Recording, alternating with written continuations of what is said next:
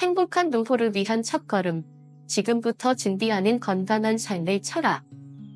여러분은 혹시 나는 지금 내 인생이 어느 지점에 서 있는가 하고 스스로에게 물어본 적이 있으신가요? 50대, 60대에 접어들면서 사람들은 자연스레 인생의 다음 즉 노후에 대해 고민하기 시작합니다. 과거엔 바쁘게 살아오느라 미처 돌아보지 못했던 나 자신에 대해, 그리고 앞으로 다가올 시간들을 어떻게 살아가야 할지에 대해 깊이 생각하게 되죠.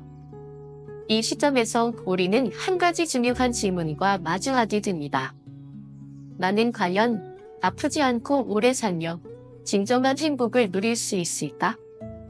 많은 이들이 노후에 달하는 것은 그리 대단한 것이 아닙니다. 돈이 넘쳐나는 삶도, 명예가 넘치는 삶도 아닙니다. 단지 건강하게, 고통 없이 의미 있게 살아가는 것, 그것이 진정한 바람일 것입니다. 그리고 이 질문은 단순히 나이 들면 생각해볼 문제가 아니라 지금 이 순간부터 마음에 품고 준비해 나가야 할 삶의 과제입니다. 왜 건강이 노후의 열쇠인가요? 돈보다 건강이 먼저다라는 말 한 번쯤 들어보셨을 겁니다. 아무리 많은 돈을 가지고 있어도 몸이 약하면 삶의 질은 급격히 떨어집니다. 반대로 큰 부자는 아니어도 건강한 몸을 유지하고 있다면 매일 아침 눈을 뜨는 것만으로도 감사하며 웃을 수 있지요. 진희신 박사님은 이런 말씀을 하신 적이 있습니다. 건강은 운이 아니라 선택이며 습관이고 철학이다. 그는 30년 넘게 미국의 앤디 앤더슨 암센터에서 종신교수로 재직하며 수많은 환자들과 삶을 함께 해왔습니다. 세계 최고의 암 전문 병원에서 그는 인간의 생명과 죽음을 누구보다 가까이에서 지켜보았지요. 그는 말합니다. 병에 걸리지 않는 것이 기적이 아니라 병이 걸리지 않도록 애쓰는 삶이 기적을 만든다. 그러면 우리는 어떻게 해야 아프지 않고 장수할 수 있을까요? 어떤 습관을 만들고 무엇을 지켜야 할까요? 이제부터 여러분과 함께 그 해답을 하나하나 나누어 보려 합니다. 이야기의 시작은 바로 가장 기본이자 가장 강력한 힘, 결표, 면역력, 결표입니다. 면역력이란 우리 몸 안의 수호신입니다. 건강한 삶을 위한 첫 번째 조건, 그것은 바로 면역력입니다. 우리는 흔히 면역력이라는 단어를 뉴스나 건강 프로그램에서 자주 접하지만 정작 그 의미를 깊이 생각해보는 경우는 드뭅니다. 면역력은 단순히 감기에 잘 안 걸리는 정도의 힘이 아닙니다. 그것은 우리 몸이 매일같이 수많은 병균과 싸우고 스스로를 지키는 보이지 않는 방트입니다. 진희신 박사님은 말합니다. 면역력은 우리가 가진 최고의 의사이자 가장 믿을 수 있는 정원이다. 이 말을 곱씹어보면 결국 우리는 스스로를 지키는 법을 알아야만 노년의 질병을 예방할 수 있다는 사실을 깨닫게 됩니다. 그러므로 건강한 삶은 정원을 자주 찾는 데서 오는 것이 아니라 정원을 멀리할 수 있는 몸을 만드는 데서 시작됩니다. 그리고 그 출발점은 생각보다 멀리 있지 않습니다. 바로 우리가 매일같이 마주하는 것, 음식입니다. 식습관, 그 작지만 위대한 변화의 시작. 어떤 사람들은 이렇게 말합니다. 선생님, 저는 고기를 먹어야 힘이 나요. 고기를 줄이라니 너무 힘들어요. 하지만 진실은 이렇습니다. 우리는 입맛이라는 습관을 지배당하고 있는 것입니다. 음식은 단순한 시간이 아니라 반복되는 선택이 만든 결과입니다. 진희신 박사님은 붉은 고기를 줄이는 것이 면역력 향상에 도움이 된다고 말합니다. 그 이유는 간단합니다. 고기 속의 과도한 지방과 단백질이 우리 몸의 염증 반응을 일으키고 그로 인해 면역 시스템이 과부하 상태에 빠지기 때문이지요. 그러나 박사님은 이렇게 말하지 않습니다. 절대 고기를 먹지 마세요. 그는 말합니다. 천천히 조금씩 줄여가세요. 중요한 건 극단이 아니라 꾸준한 변화입니다. 그리고 이러한 작은 변화가 우리의 노후를 완전히 바꿔놓을 수 있습니다. 음식 하나 바꾸는 것으로는 별 변화가 없을 것 같다구나. 하지만 여기서 중요한 사실 하나. 습관은 우리 삶을 조용히, 그러나 가장 깊이 바꿉니다. 고기와 술의 즐거움, 그리고 그 뒤에 치는 노년의 그림자. 많은 분들이 말합니다. 하루쯤은, 일주일에 한두 번쯤은 괜찮지 않을까? 그렇습니다. 처음엔 그냥 오늘 하루만이라는 마음으로 고깃집을 찾습니다. 고기를 먹다 보면 자연스레 술이 따라오고 그렇게 하루가 지나갑니다. 그리고 다시 반복되는 한 주. 한 주가 두 주가 되고 어느덧 한 달이 되고 그 습관은 조용히 우리의 인생을 잠식해갑니다. 돌아보면 놀랍습니다. 1년이라는 시간이 순식간에 지나가고 그 1년 내내 고기와 술이 우리 식탁 위의 주인공이 되어 있었던 겁니다. 여기서 중요한 것은 우리가 좋아하는 음식을 절대 끊으라는 것이 아니라는 점입니다. 김일신 박사님도 말합니다. 사람은 기쁨을 포기하면 삶의 의욕도 잃는다. 그러나 그 기쁨이 전이 되기 전에 스스로 조절할 수 있는 지혜가 필요하다. 고기를 완전히 끊으라는 것이 아닙니다. 다만 조금씩 줄이면서 내 몸에 맞는 건강한 음식으로 바꾸어가는 것. 이것이 바로 노년을 위한 가장 합리적인 선택입니다. 몸 안의 기름, 보이지 않는 불청기.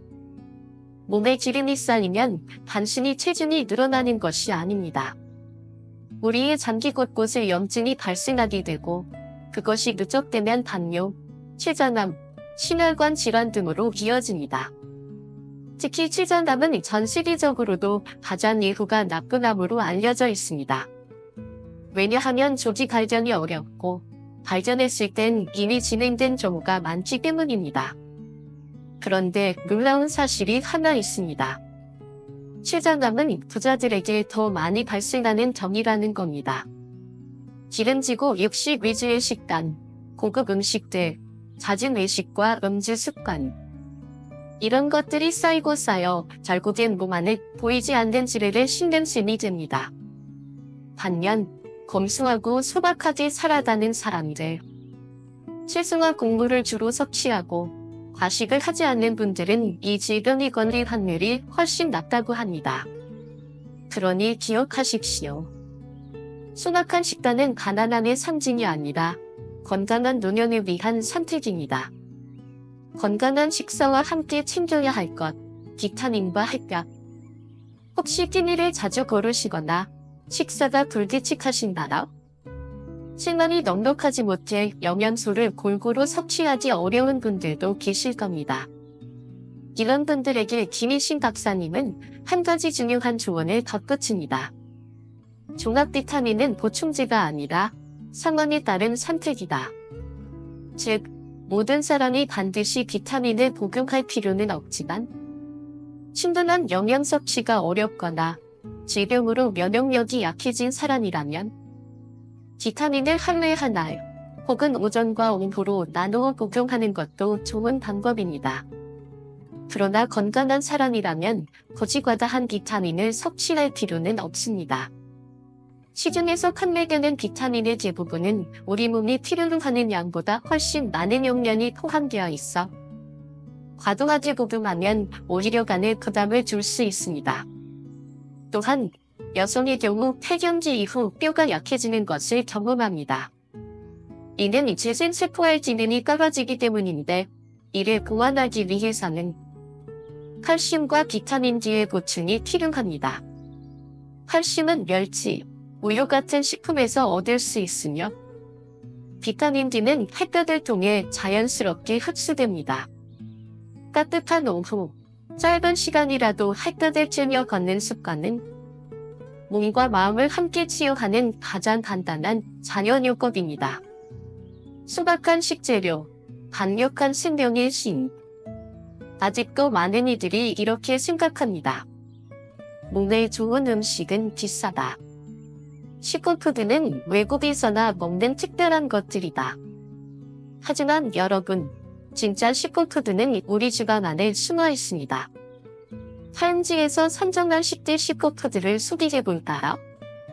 녹차, 블루베리, 토마토, 연어, 마늘, 브로콜리, 견과류, 시금치, 적포도, 그리고 마지막 자연 그대로의 식물들. 놀랍지 않으신가요? 화려하거나 값비싼 음식이 아니라 우리가 이미 알고 있는 재료들입니다. 이들 중에는 기름진 음식이 단 하나도 포함되어 있지 않습니다. 이것이 의미하는 바는 분명합니다. 건강은 돈으로 사는 것이 아니라 식습관으로 쌓아가는 것입니다. 식물이 주는 하나의 기적, 그리고 희망. 최근 10년간 과학자들은 식물 속에서 항암 물질을 발견하는 데 성공했습니다. 이 물질들은 몸속에 들어오면 항산화 작용을 하며 세포 손상을 억제하는 기능을 가집니다. 무슨 말일까요? 쉽게 말해 식물에서 얻은 성분들이 몸속의 암세포의 성장을 멈추게 하고 더 나아가 스스로 죽게 만드는 기적 같은 작용을 한다는 것입니다. 뿐만 아니라 이미 암이 발생한 경우에도 이러한 성분들을 꾸준히 섭취하면 암 회전이 확률을 줄여주는 효과도 있다고 합니다. 그렇다면 하루 3끼 중 단 한 끼라도 식물성 중심의 식사로 바꾸어 보는 건 어떨까요? 작은 선택 하나가 내 몸을 바꾸고 내 삶을 지켜줄 수 있습니다. 암을 이기는 자연의 산물, 슈퍼푸드의 신. 우리는 흔히 병일건이면 무엇을 끊어야 하나부터 고민합니다. 하지만 때로는 무엇을 더 해야 하는지, 어떤 음식을 가까워해야 하는지를 아는 것이 더 중요합니다. 김일신 박사님은 말합니다. 암을 이기는 방법은 항암제를 먹는 것만이 아니라 암이 자랄 수 없는 몸을 만드는 것이다. 그렇다면 어떤 음식들이 우리 몸을 그렇게 만들어줄 수 있을까요? 지금부터는 각가지 슈퍼푸드가 어떤 효능을 가지고 있는지 간단히 정리해드릴게요. 이 지식을 머릿속에 담아두면 매일 식탁 위의 작은 선택이 노년을 지키는 큰 힘이 될 수 있습니다. 1. 시금치와 브로콜리, DNA 복구의 영웅. 녹색 채소는 단순히 비타민이 많아서 좋은 것이 아닙니다. 이들 안에는 손상된 DNA를 복구하는 물질이 들어있습니다. 우리 몸은 매일같이 외부 자극과 내부 산화 작용으로 DNA가 손상되는데 이를 제대로 복구하지 못하면 결국 암세포로 변질될 위험이 커집니다. 연구 결과에 따르면 녹색 채소를 자주 섭취하는 사람은 그렇지 않은 사람보다 췌장암 발병률이 무려 38% 낮다고 합니다.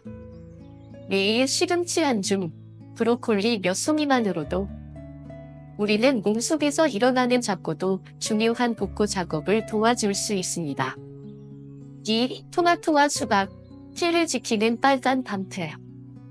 피암은 초기 증상이 거의 없어 조기 진단이 어렵고 예후가 좋지 않기로 유명한 암입니다. 하지만 좋은 소식이 있습니다. 토마토와 수박에는 폐암의 위험을 낮춰주는 성분이 풍부하게 들어있습니다.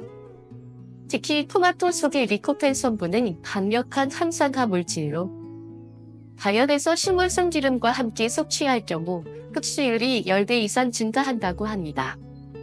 따뜻하게 익힌 토마토 요리, 올리브유에 살짝 볶은 토마토 스튜는 맛도 좋고 건강에도 매우 유익한 식단이 될 수 있지요. 3. 마늘, 천연 살균제, 위를 지켜주는 보디가드. 마늘은 오랜 세월 민간요법의 제철식품으로 사랑받아왔습니다. 그 안에는 알리신이라는 성분이 들어있는데 이는 강력한 살균 작용과 항염 작용을 해줍니다. 위암 예방에 특히 뛰어난 효능을 가진 이 성분은 생으로 먹는 것보다는 장아찌나 조리된 형태로 섭취하는 것이 위에 부담을 덜 주고 꾸준히 섭취할 수 있는 방법입니다. 사과와 감귤, 여성의 건강을 지켜주는 작은 기적. 사과는 단순한 과일이 아닙니다. 그 속에 들어있는 플라보노이드 성분은 유방암의 재발을 방지하는 데 도움이 됩니다. 매일 아침 사과 한 개가 주는 건강은 생각보다 큽니다. 감귤 또한 태양 예방에 효과적인 과일로 비타민C와 항산화 물질이 풍부하여 면역력 증진에도 도움을 줍니다. 5. 씨앗과 전과류. 작지만 강력한 영양 덩어리. 씨앗과 전과류는 지방이 많다고 꺼려지는 경우도 있지만 불지방은 좋은 지방입니다. 이들은 몸에 필요한 지방산을 공급하여 영양소의 흡수를 돕고 특히 심장병 환자의 부정맥을 예방하며 노화로 인한 근육량 감소를 개선하는 데도 효과적입니다. 수련이라도 매일 꾸준히 섭취하면 노년의 체력 유지에 큰 도움이 됩니다. 6. 버섯. 면역을 띄우는 천연 약초. 버섯은 그 자체로 작은 약초라 할 수 있습니다. 피토케미컬이라는 성분이 들어있어 소염작용이 뛰어나며 자가면역 질환이나 관절염에도 긍정적인 효과를 줍니다. 특히 레틴이라는 단백질은 암세포가 될 위험이 있는 비정상 세포와 결합하여 몸의 면역 시스템이 이를 인식하고 제거하도록 돕습니다. 정상 세포에는 영향을 주지 않고 오로지 위험한 세포만을 겨냥하는 정밀한 작용을 한다는 점에서 매우 특별한 식품입니다. 버섯과 녹색 채소를 함께 섭취하면 유방암의 위험이 60에서 70%나 감소한다는 연구도 있습니다. 항암 식단의 핵심, 피토케미컬과 항산화제. 우리가 지금까지 살펴본 모든 식품푸드에는 공통점이 있습니다. 바로 항산화제와 피토케미컬 성분이 풍부하다는 점입니다. 이 성분들은 암세포의 혈관 생성을 억제하고 결국 암이 더 이상 자랄 수 없는 환경을 만들어줍니다. 그렇다면 우리는 어떤 식단을 구성해야 할까요? 가공식품은 줄이고 자연 그대로의 재료를 선택하세요. 습관처럼 매일 같은 식사를 반복하지 말고 채소와 과일의 다양성을 유지하세요. 밥 한 공기 덜 먹고 대신 채소 한 접시를 더 올려보세요. 색깔 있는 식품, 다양한 색의 과일과 채소는 곧 항산화제가 풍부한 음식입니다. 다음 장에서는 운동과 일상의 습관이 면역력과 삶의 질을 어떻게 결정하는지, 그리고 몸과 함께 마음도 단단히 하는 방법에 대해 다뤄보겠습니다. 노년의 건강은 단지 몸만의 문제가 아니라 삶의 태도와 습관이 만들어내는 종합적인 결과라는 사실, 함께 이야기 나누겠습니다. 조금만 기다려주세요. 곧 이어드리겠습니다. 먹었다면 움직이자. 음식이 약이 되기 위한 마지막 조건.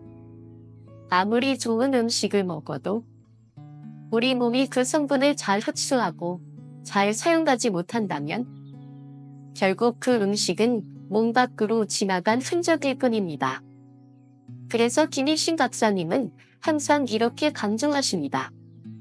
약을 먹고 음식을 챙겼다면 이제는 걸을 시간이다. 특히 암 환자나 몸이 약해진 어르신들의 경우 약을 먹고도 하루 종일 시간에만 가만히 누워있다면 몸이 스스로를 다시 일으켜 채울힘을 잃게 됩니다. 뼈는 사용하지 않으면 점점 약해지고 근육은 움직이지 않으면 더 빠르게 소실되며 그 결과 걷는 것조차 힘든 상태가 되어버립니다. 이렇게 되면 몸이 아파서 못 움직이는 것이 아니라 움직이지 않아서 몸이 더 아프게 되는 악순환이 시작되는 것이지요.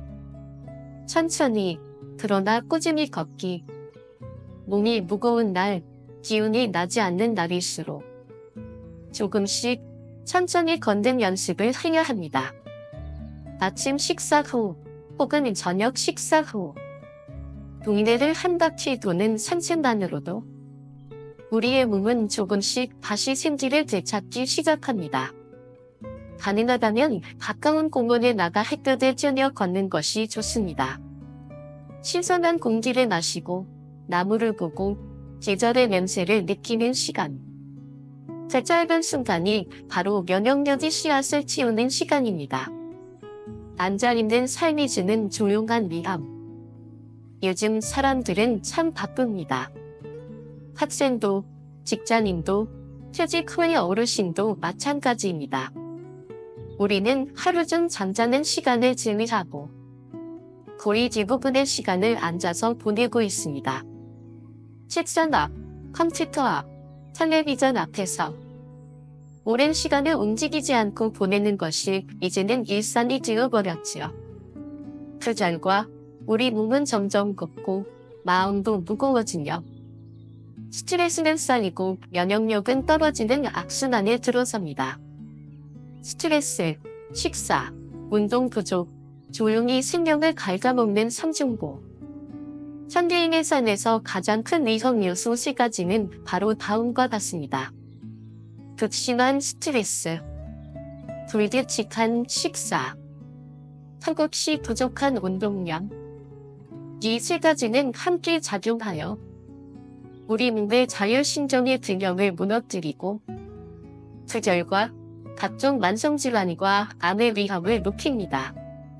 자율신경은 우리 몸의 전체 리듬을 조절하는 중요한 시스템입니다.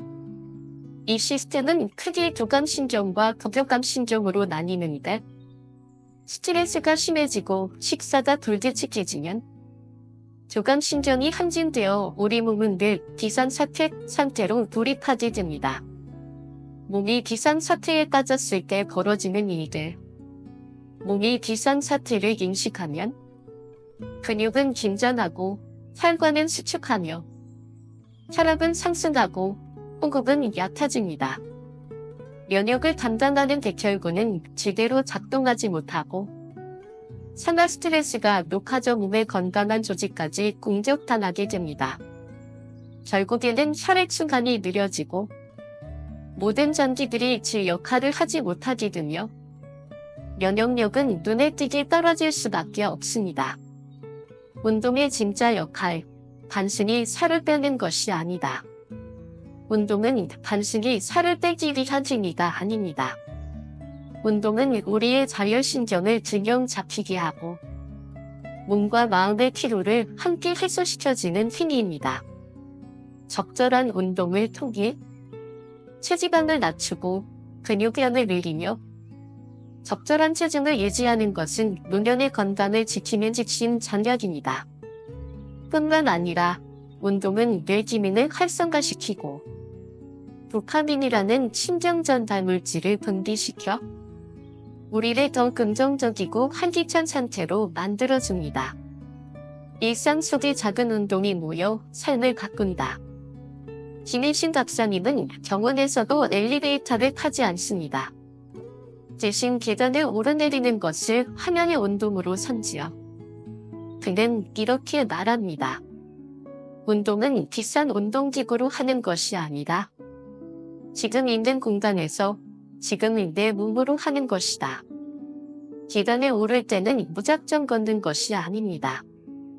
배꼽에 살짝 힘을 주며 허리를 곧게 세우고 올바른 자세로 천천히 오르내리면 짧은 시간 안에도 충분한 운동 효과를 얻을 수 있습니다. 함께하는 운동의 즐거움, 부부가 함께 걷는 인생의 리듬.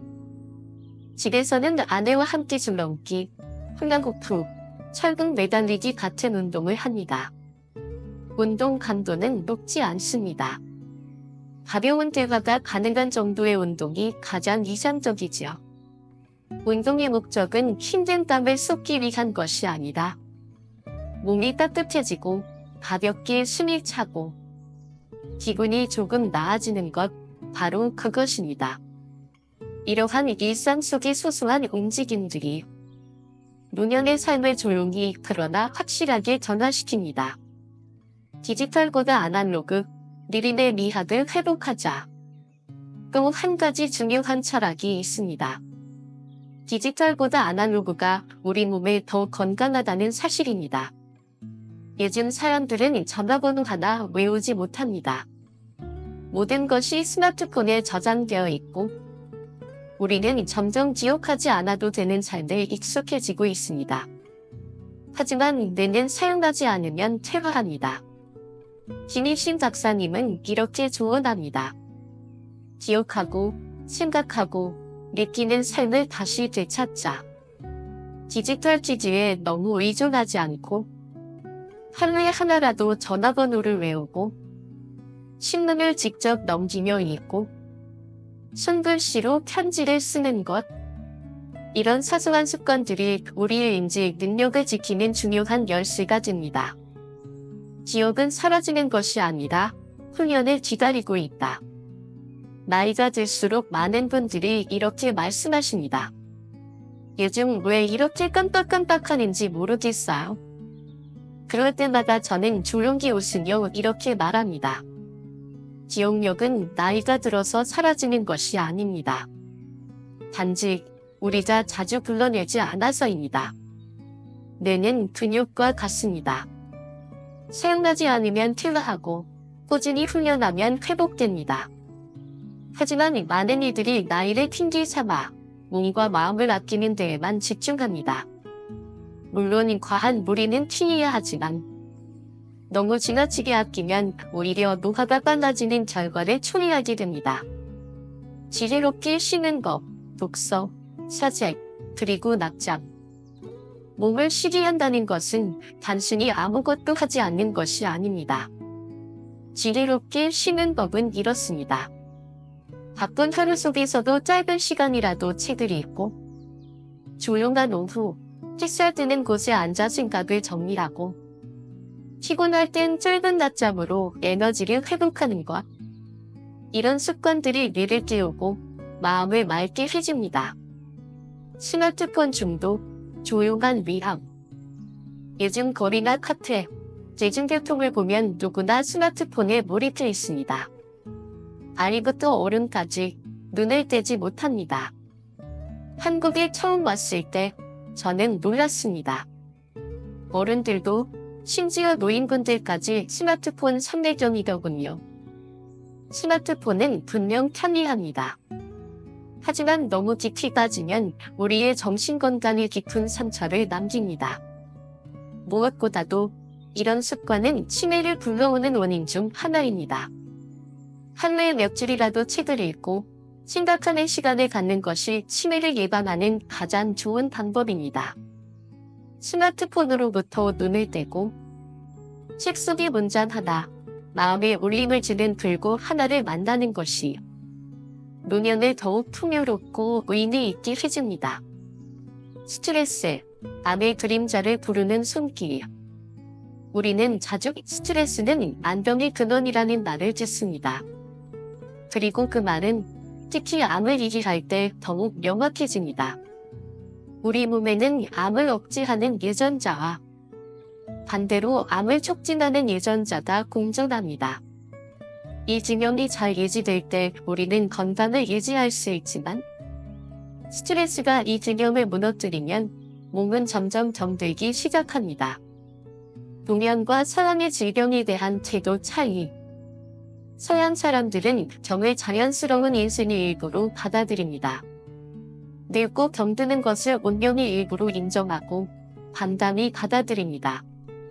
반면 한국 사람들은 평생 아프지 않고 살 것처럼 생각하다가 병이 찾아오면 갑작스럽게 무너지고 그로 인한 심한 좌절과 스트레스를 경험합니다.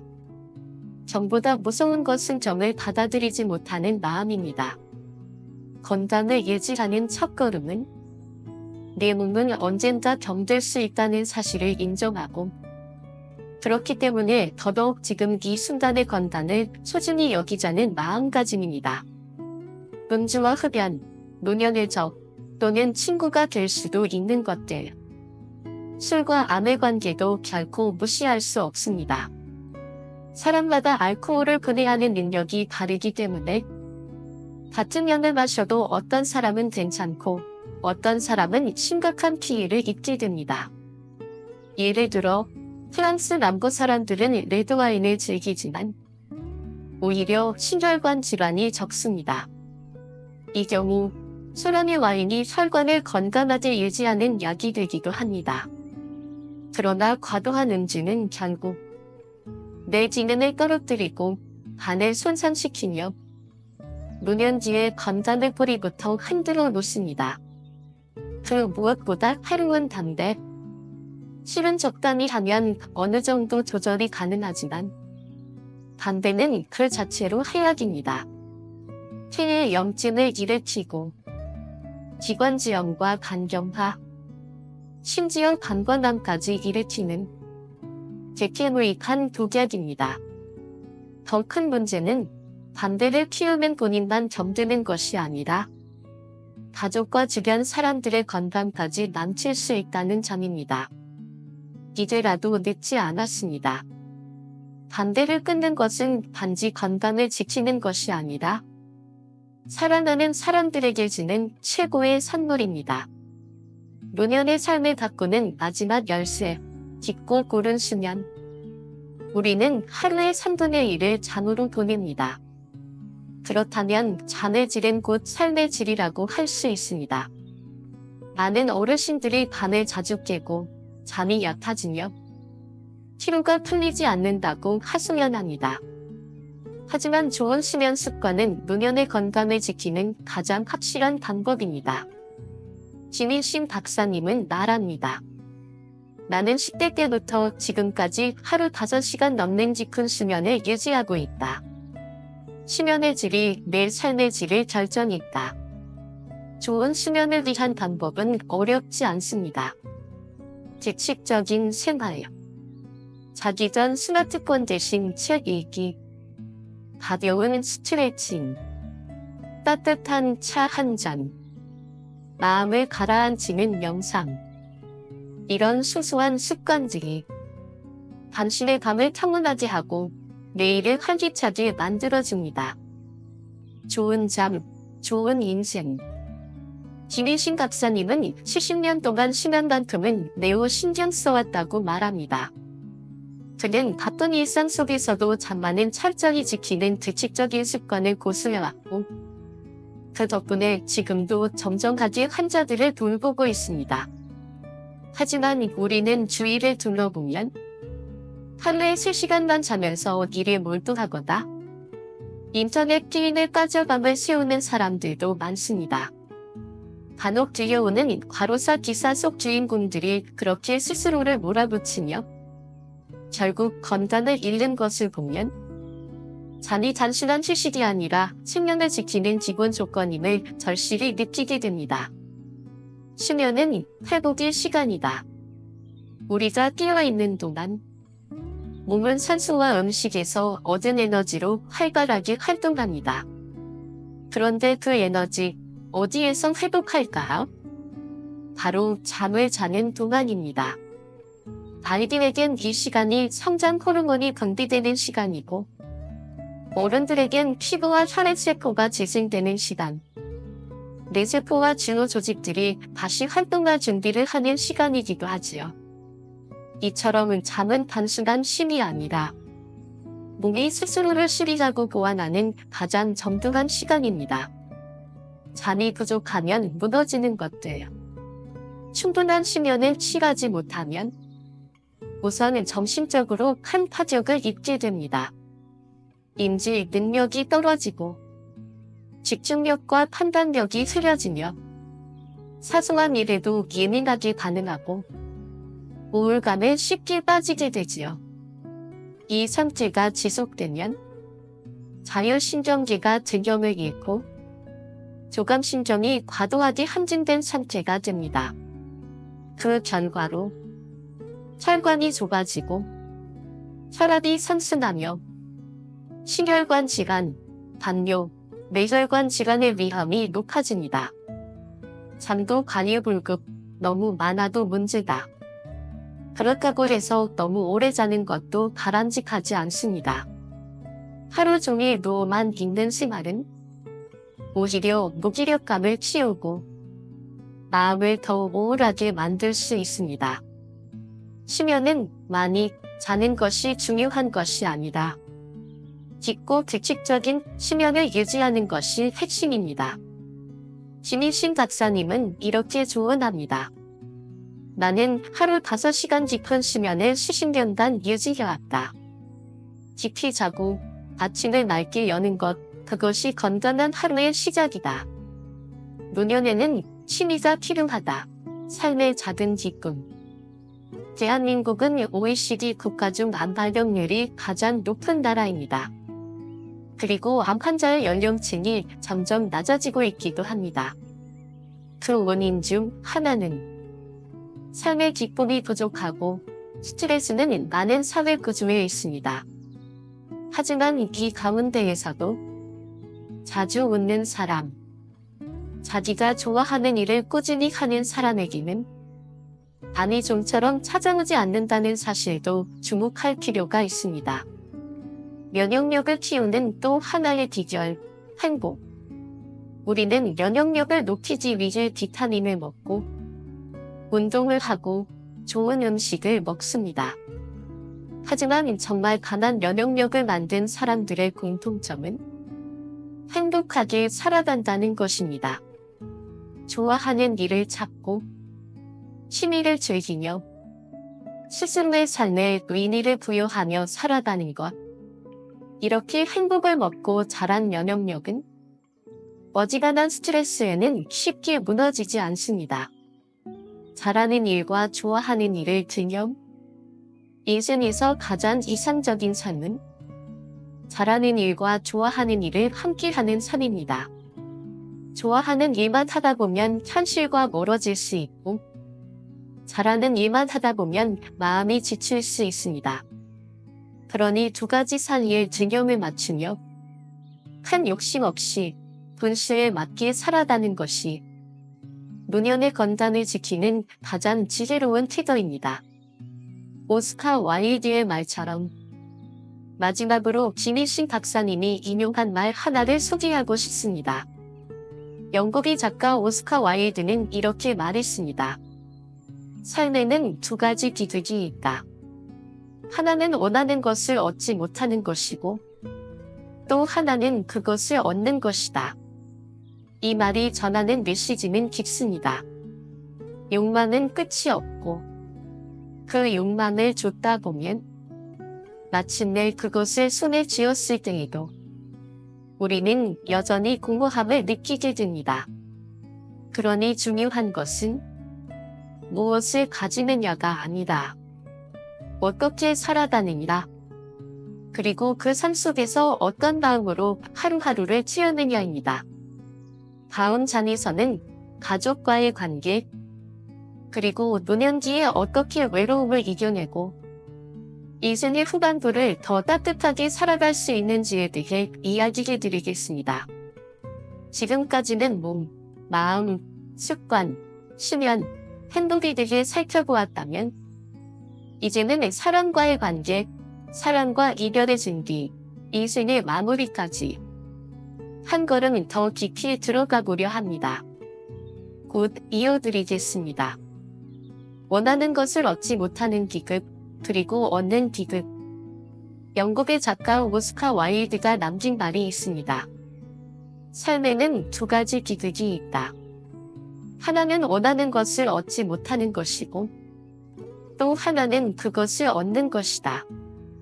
이 말은 단순한 인생의 아이러니를 넘어 우리 몸의 질병에도 고스란히 대입할 수 있습니다. 원하는 것을 얻지 못해 생기는 스트레스, 무언가를 과하게 가져서 생기는 호르몬의 불균형, 둘 다 결국 몸의 균형을 무너뜨리는 요인이 됩니다. 몸과 마음의 균형이 무너지면 그 틈을 타고 병이 찾아옵니다. 몸과의 대화, 그 작은 습관이 큰 차이를 만든다. 몸이 보내는 신호를 무시하면 작은 통증은 큰 병이 되고 잠깐의 피로는 만성질환으로 이어집니다. 그래서 우리는 몸과 자주 대화를 나눠야 합니다. 오늘 어떤 기분인지, 어디가 무거운지, 식욕은 어떤지, 잠은 잘 오는지, 그 작은 체크인 하나가 건강을 지키는 지름길이 될 수 있습니다. 암에 걸렸을 때 기억해야 할 세 가지 태도. 김희신 박사님은 암 진단을 받은 환자들에게 무엇보다 마음의 자세가 가장 중요하다고 말합니다. 그가 말한 암 치료의 핵심 3가지는 다음과 같습니다. 성급히 수술부터 하지 않는다. 갑상선암이나 전립선암처럼 관리가 가능한 암의 경우 무조건적인 수술보다는 암세포를 약화시키고 상태를 관찰하며 결정하는 것이 현명합니다. 술은 절대로 권하지 않는다. 암세포는 치료이기에 자극받고 치료 약물의 효과도 떨어질 수 있기 때문입니다. 환자 자신이 의사와의 신뢰 속에 중심을 잡아야 한다. 의사의 조언을 믿고 따르며 충분한 수분 섭취와 긍정적인 마인드를 유지해야 합니다. 여행 가듯 치료하라. 긍정적인 마음이 회복을 이끈다. 그는 한 가지 흥미로운 사례를 이야기합니다. 미국 병원에 치료를 받으러 온 한국 환자들 중 정원 예약과 함께 골프장이나 관광지를 예약하는 사람들이 있었다고 합니다. 이런 분들은 오히려 치료에 더 긍정적으로 임했고 그 결과 회복도 빨랐습니다. 병을 너무 무겁게만 받아들이기보다는 여행을 계획하듯 삶을 살아가는 흐름 속에서 치료도 자연스럽게 끼워넣는 마음가짐. 이것이야말로 치유에 가장 필요한 태도입니다. 같은 날, 다른 단은 미국 환자 vs 한국 환자. 같은 정보를 전달해도 받아들이는 태도에 따라 그 효과는 다르게 나타납니다. 미국 환자에게 생존 확률이 30%입니다. 라고 말하면 그는 30%가 있군요. 해볼 만하네요. 라고 반응합니다. 반면 한국 환자는 50% 생존 확률입니다. 라고 말하면 그럼 죽은 확률도 50%라는 거네요. 하며 절망이 빠집니다. 마음의 태도 하나가 생명까지 바꿀 수 있다는 사실이요. 결코 과장이 아닙니다. 스트레스는 식욕도, 수면도 빼앗아간다. 환자가 스트레스를 받으면 뇌에서는 식욕을 자극하는 호르몬이 분비되지 않습니다. 밥을 먹고 싶지 않아지고 밤엔 잠이 오지 않아 수면제를 처방받습니다.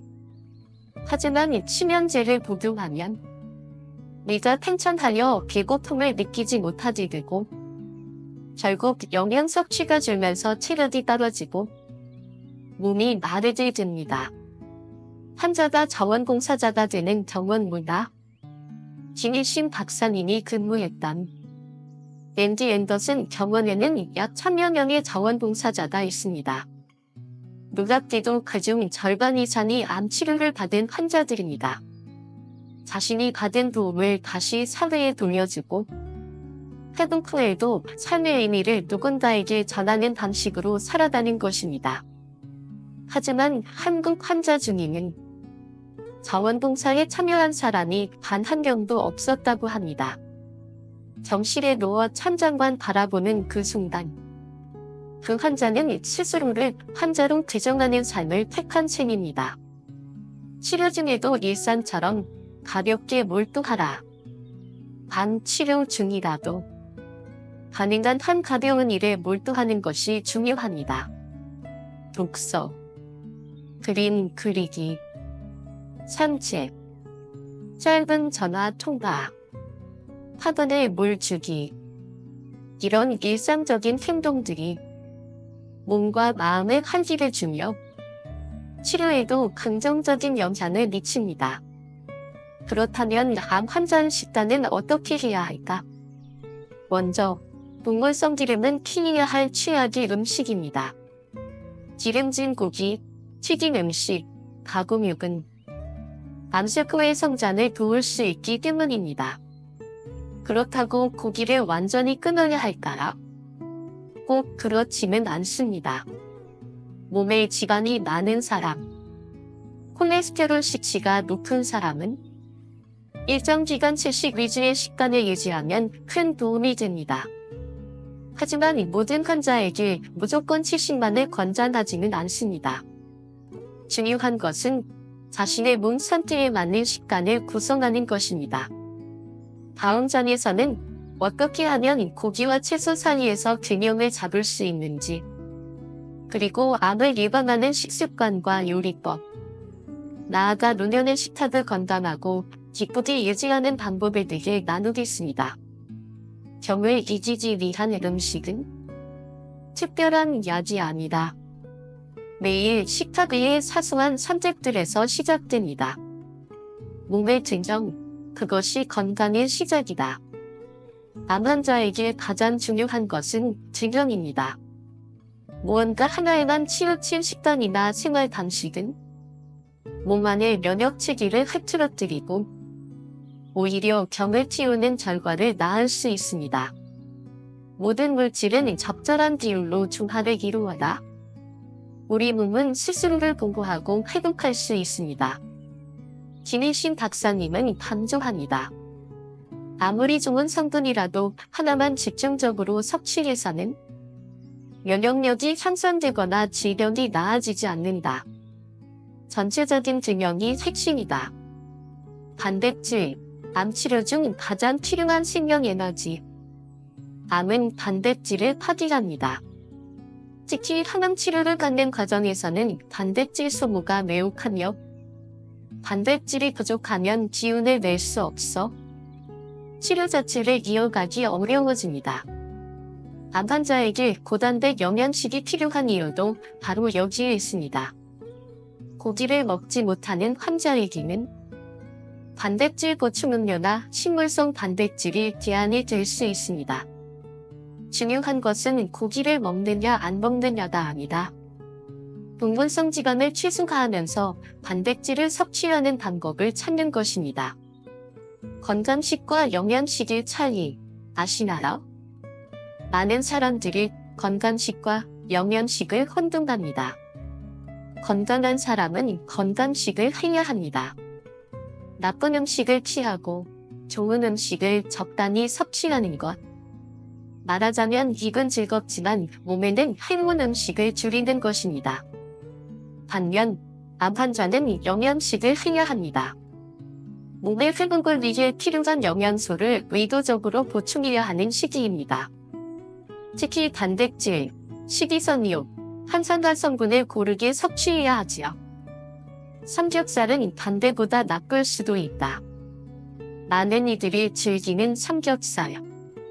하지만 이 고기에는 동물성 포화지방이 매우 많아 혈관 염증을 유발하고 결국 심혈관 질환과 암의 위험을 높일 수 있습니다. 물론 사람마다 체질은 다릅니다. 어떤 이는 삼겹살을 즐겨 먹고도 건강하게 살아갑니다. 그러나 한 가지 분명한 사실은 40대 이후부터는 몸의 해독 능력과 흡수 분비가 급격히 줄어든다는 것입니다. 젊을 때는 괜찮았던 식습관도 나이가 들수록 큰 병의 원인이 될 수 있습니다. 그래서 나이 들수록 식탁은 더 신중해져야 합니다.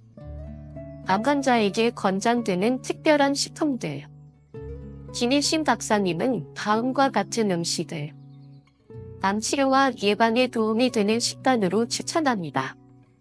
한약, 키위, 풍부한 항산화 성분, 커리, 염증 억제 작용, 신감, 면역력 향상, 위장 기능 개선, 양배추, 미를 보호하고 소화에 도움, 천리밥, 잡곡밥, 식이섬유가 풍부하며 포만감 제공, 오리고기, 식물성 지방 비율이 높은 동물성 단백질로 안전하게 섭취 가능.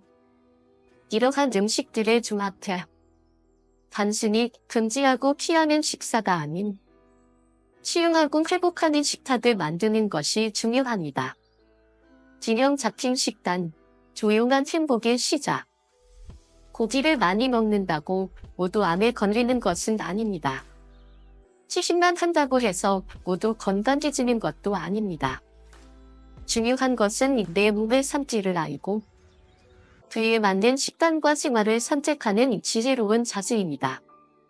건강을 위한 식사는 고통이 아니라 사랑이어야 하고 억지가 아니라 이해와 배려여야 합니다. 노후의 건강, 곧 노후의 행복이다. 우리는 종종 이렇게 말합니다. 돈이 많으면 노후가 편하지 않겠어? 하지만 정작 가장 큰 문제는 건강이 무너지면 돈도 무용지물이라는 사실입니다. 아무리 풍요로운 삶이라 해도 정이 들면 그 모든 것이 빛을 잃습니다. 특히 한국은 암발병률이 높은 나라입니다. 그러니 더욱더 식단과 생활 습관을 조절할 필요가 있습니다. 이야기를 마무리하며 당신의 노후를 응원합니다. 지금까지의 이야기를 통해 건강한 노년을 위한 구체적인 방법과 삶을 대하는 마음가짐을 전하여드릴 나누었습니다. 음식은 약이 될 수 있고 독이 될 수도 있습니다. 습관은 삶을 천천히 망가뜨릴 수도 있고 조용히 치유할 수도 있습니다. 당신의 생각 하나, 마음 하나가 몸과 인생을 바꾸는 출발점이 될 수 있습니다. 오늘 이 이야기가 여러분의 하루에 따뜻한 빛이 되고 노후를 준비하는 데에 작은 이정표가 되었기를 바랍니다. 늘 당신의 건강과 행복을 응원합니다. 좋아요와 구독, 알림 설정은 저희 채널이 더 많은 분들에게 따뜻한 지혜를 전하는 데 큰 힘이 됩니다. 감사합니다. 이상으로 인생의 지혜였습니다.